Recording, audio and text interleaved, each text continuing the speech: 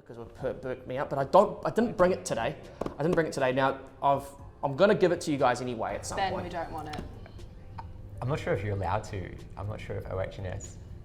So, We've asked you a few times to please take it out of the office. hello and welcome to the second edition of ThisIsBS. I have two fantastic guests today who work here at the cluster in Melbourne. For those who don't know, it's the share space that Video My Job works out of, but they're the ones that run the ship. So I have Grace Deighton here and James Schwarz. Why don't you guys tell us more about what you do at the cluster? Grace? So I'm the office manager. So I run the front of house team, I help with all the ops around the building, sometimes do some sales, sort of a little bit of everything. Awesome. And James? Yeah, so executive manager these days. So pretty much running the kind of day-to-day overview of everything in the space. My background's in IT, so anything that's tech related, goes to me as well. Sales, marketing. That's why I'm here talking to Ben. Excellent. We're now going to move on to the actual BSs here. So the first BS we're going to talk about is just misconceptions around co-working, I'd say. Thinking about kind of the environment and the ecosystem we're in these days, we've got some very large kind of multinational kind of corporate kind of people moving into the space, and they do advertise very much, your beer on tap, your really kind of big kind of almost a party place where you're coming in, there's this magical network of people that's going to be hanging out with you all day playing ping pong and table tennis.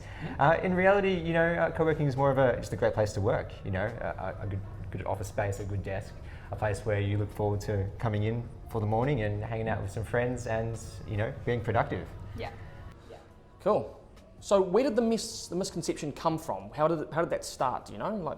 Then people think that it's all beer and table tennis. Where do you think that came I from? think that's kind of how co-working spaces have always been portrayed. I think when they came in, there was always serviced office spaces, but people wanted something that was a little bit more flexible, a little bit more casual, and it just started off being super, super casual, and they went, bean bags and ping pong and dogs running around, which is fantastic, but that's not going to suit everyone. And to be a successful co-working space, you need to be able to accommodate a whole range of people. So I think you've got to kind of get that middle ground of having that fun community aspect, but then also being able to appeal to super professional companies who want a really professional environment. What exactly is it that you guys are doing to eliminate the preconception? Yeah, so I think it's just about that, personal service and working with businesses. So I think it's important that, people kind of come in and check the space out and actually have an exchange and kind of just learn about, how it can work for them. If you're kind of thinking about, I'm not sure if my business can work in this space because it's just a party place and I'll be drinking my filter coffee till 11 a.m.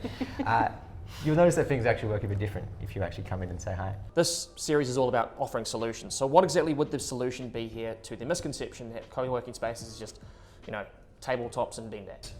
I think it does come a lot to advertising and what you are advertising. I think it's really fun for co-working spaces just to advertise all of the fun events they do, and that's obviously a massive part of it. But if you're also advertising the different workspaces you can offer people, then you're kind of going to be appealing to a larger market. I think we do manage to do this as well. It's getting people into the space, that's the biggest thing. And I think even with external event spaces, so we have a lot of external companies that use our event spaces. When they come into the space, it's a really good opportunity for people from different companies attending events to kind of see our space, and they come in and they're like, what's this like? And then we get to take them on a tour.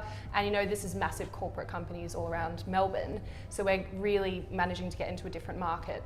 Not just small startups, it's big companies that, might have a team that want a space for 12 months or something. And it's just getting people into the space, which a lot comes down to advertising and marketing. Right, so by the sounds of things, the best way for a solution to kind of eliminate the misconception is basically go into the space and experience it first before making a judgment about it. Exactly, and that's when people come in for tours, and we always encourage people, come for a free trial day, test out the space, and it's really good to do that at other spaces you're checking out as well, because no space is going to suit everyone. I think we're good because we're not an industry specific co-working space, but you can't suit everyone, so get people in, have a trial and see if it works.